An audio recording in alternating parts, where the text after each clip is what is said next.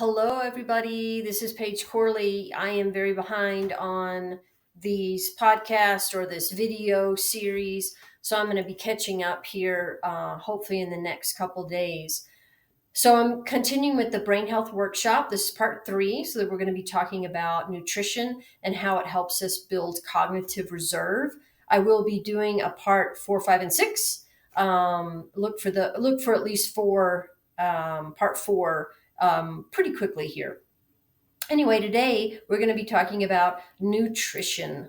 And if you haven't watched the beginning of this series, it is on YouTube. I actually did the second one on exercise, but I don't think it's posted yet. I did it a while ago. So if you haven't seen that, that's also should be posted.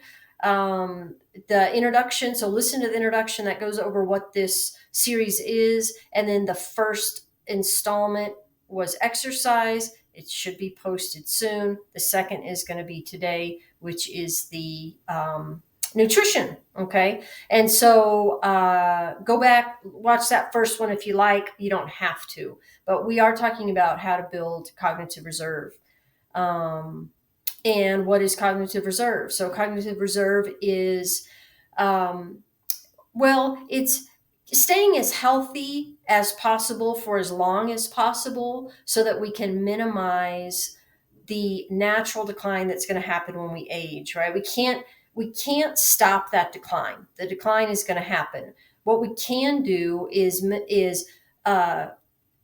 stave off or mitigate the effects of that decline by being as healthy as we can so that that decline starts later in life, and the decline of our muscle and our cognition is not quite as steep, right? So that as we age, we are able to maintain our physical, mental abilities, and really that just leads to prolonged independence, right? Which I think a lot of us are looking for.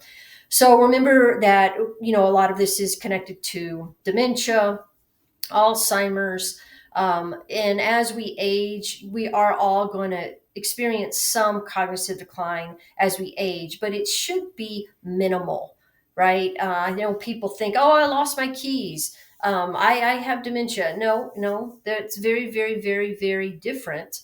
But we are going to lose some of our cognitive ability. It just kind of happens.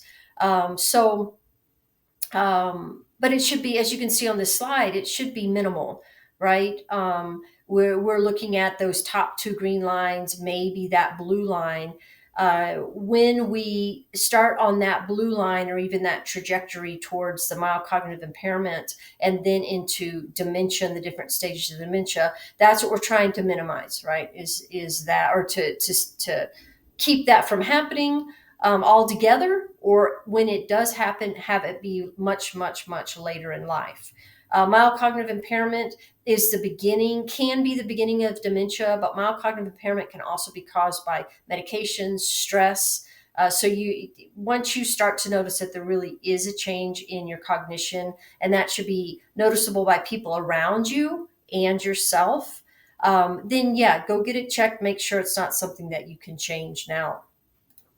All right, but so we're going to talk about those 6 steps for brain health, and today we're talking about nutrition. That's going to be what we're going to focus on.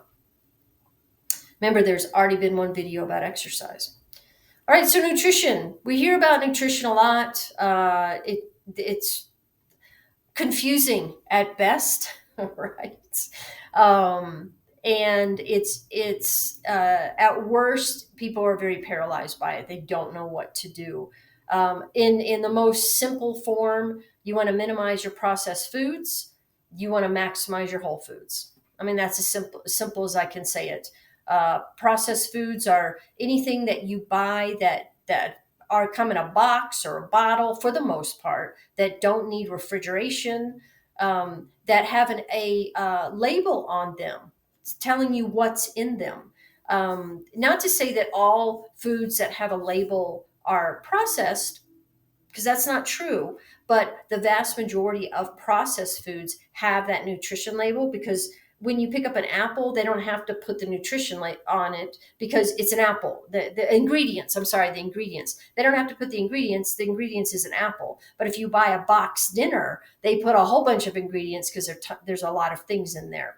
We want to have minimal ingredients in our foods, and we want, again, to eat lean proteins, whole foods, fruits and vegetables, and minimize that processed food. So that means perimeter shopping, if you've ever heard of that. When you go into the grocery store, staying off of the aisles and just staying to the perimeter. Most of the time, you're going to get everything you need. If you think about the grocery store, if you get past the first onslaught of candy and chips and everything, and you go the perimeter to one side, that's going to be your fruits and your vegetables, maybe your meats. And then around the back, you're going to have maybe your eggs and your dairy, right? I mean, yes, there are things mixed in there that are processed. There's no doubt about it. But that's a good rule of thumb when you're going grocery shopping. But what we're going to do is go over these diets.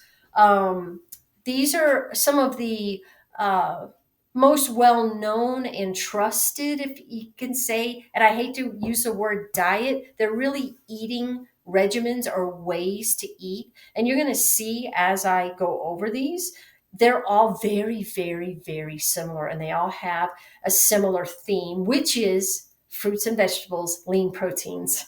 That's what we're looking for. All right. So the first eating regimen that we're going to go over is the DASH diet, and it emphasizes cardiovascular health.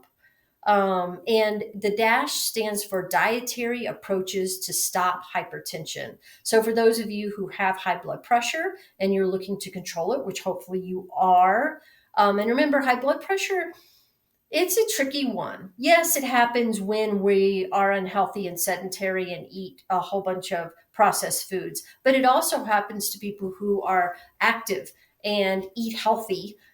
Sometimes it's just a genetic reality that we have to deal with. Regardless of if or why you have hypertension, the DASH diet might be something you want to look at. But it's a meal plan that can help lower blood pressure and then reduce the risk of heart disease. I can't speak today.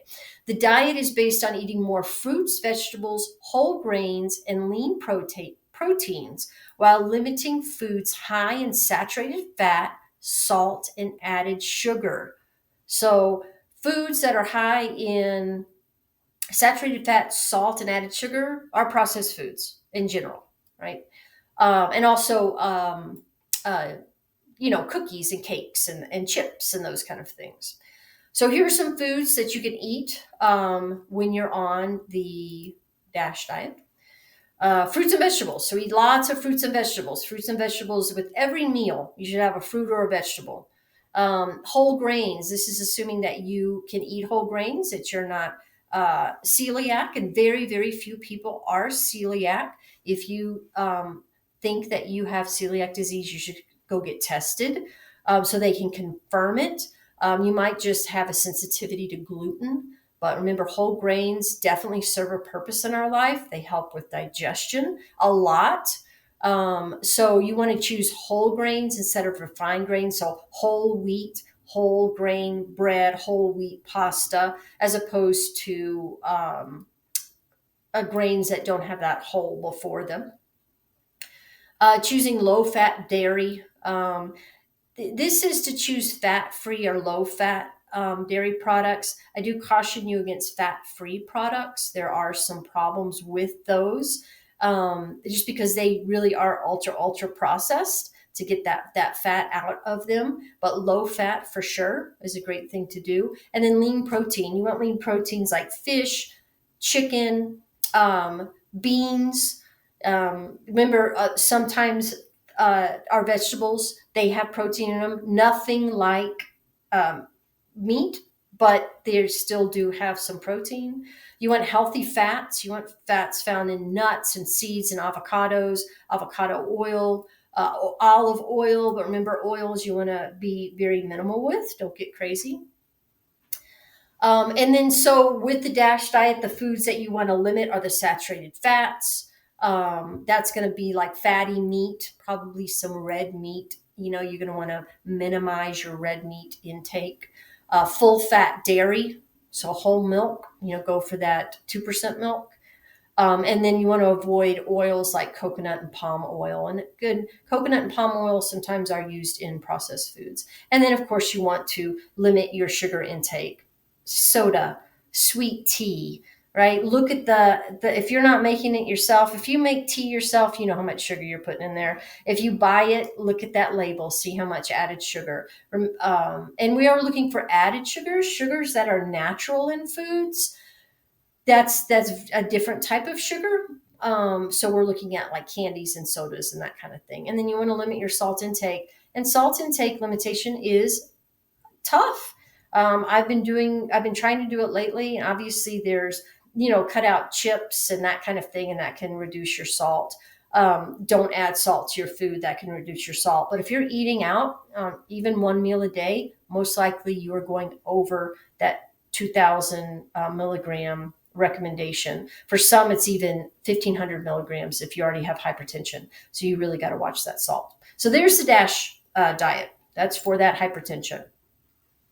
The Mediterranean diet, that's going to emphasize our metabolic health. Metabolic disease a lot of times is type 2 diabetes, uh, metabolic syndrome is going to be obesity, type 2 diabetes, heart disease, hypertension. So again, these start to overlap. But for those who have type 2 diabetes or maybe pre-diabetic, this might be something that you want to look at, and that's the Mediterranean diet. And it's a nutritious and delicious diet that emphasizes fruits, vegetables, whole grains, and heart-healthy fats, right? Very similar to the DASH diet. It can help with reducing the risk of stroke, heart disease, and total cardiovascular disease. It can also prevent type 2 diabetes. It can help in preventing type 2 diabetes, or if you already have developed type 2 diabetes, reversing it, because that can be done as well. It can help manage your weight. So if you are dealing with, maybe you have too much fat content, maybe you have obesity or you are obese, how I should say it, this can help with weight loss. And remember, when I say weight loss, I mean fat loss. And of course, we want to lose fat only to the point that it's healthy. And remember that eating healthy really does help keep eating healthy helps us be healthy, and the healthier we are, maybe not the longer we live, even though that is very true, but just the higher quality of life that we have. So some of the foods that are in the Mediterranean diet are fruits and vegetables, right? Eat a lot of fruits and vegetables. You're going to hear me say that on every one that we go over today.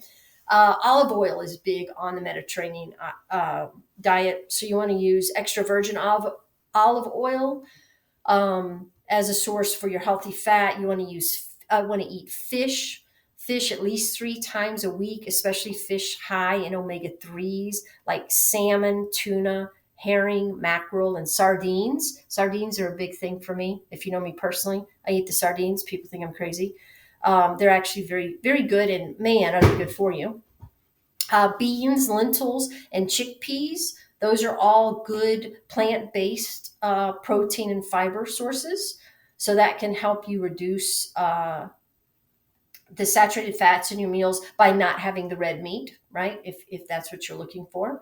And then whole grains, whole wheat bread, whole wheat pasta, brown rices, minimizing, remember that the non-whole wheat grains, like the white breads and the regular pastas, the white rices, those are going to turn to sugar. Your body's going to convert that to sugar pretty quickly, and we want to minimize that.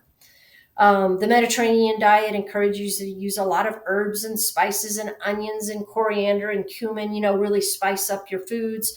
Remember, like, I don't love a lot of spices, but I do love a lot of the foods that are pushed or recommended by the Mediterranean diet. And of course, you want to limit your red meat intake, your sugary drinks, butter, sweets, chips, that kind of thing. You want to eat a moderate amount of cheese and yogurt. That's that fat content. So they're not saying don't eat it, but just keep it in moderation. And this, uh, the Mediterranean diet has wine in it, right? Drinking wine. Um, I think one needs to become very educated before they think that wine is a nutrient. There's a lot of new research out about that. So please check that out before you say, yay, wine's good for me. Okay, the next one is the mind diet. Um, and this is going to be, sorry, I'm just trying to get my notes here so that I can see them. Okay. The mind diet is going to be a lot like the uh, DASH and the Mediterranean diet. And the mind diet is going to target your brain health. Um, and here are some, sorry, there we go. So the mind diet, I just went ahead and put this down. It's basically the same as the others that we're going over, but it's very specific, right, on how you're going to eat. So I just kind of copied this, and I have put a notation of where I got it from. But they're saying, you want three servings a day of whole grains and three servings a day of vegetables. If you're one of those people who really needs it broken down for you, the mind diet might be for you because it gives you a lot of structure where the others two don't give as much structure. Of course, if you really want to change your nutrition and you have questions about it, you should hire a registered dietitian. I think registered dietitian is the way to go. Hospitals employ them, local grocery stores employ them. Find somebody who understands your medical realities, any diseases that you may have, and any goals that you may have. If you're athletic, if you're not athletic, all these different things your registered dietitian needs to know about. But that's a person who can actually prescribe you an eating regimen. But here's something, an example of a guideline for the mind diet. And you see, it's all the same type of things, right? Fruits, vegetables, lean proteins like chicken and fish and and good fats like olive oil and nuts. So again, very similar, but a little bit different allocation of what you should be eating and per day. A little more structure to it.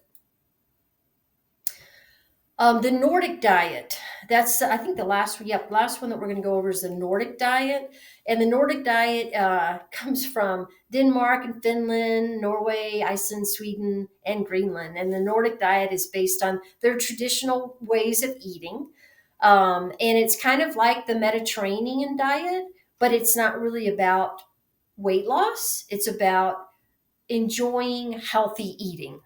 So which I thought was kind of funny. Um, so all of these are similar, right? They're all basically the same. I think the differences are the breakdown of how much of lean protein you're getting, how much of fruits and vegetables, how much of whole grains, but they all talk about those three elements. Basically, minimizing processed foods, maximizing your whole foods. That's going to be what you're going to want to look at when you're wanting to uh, maintain your cognitive reserve for as long as you can.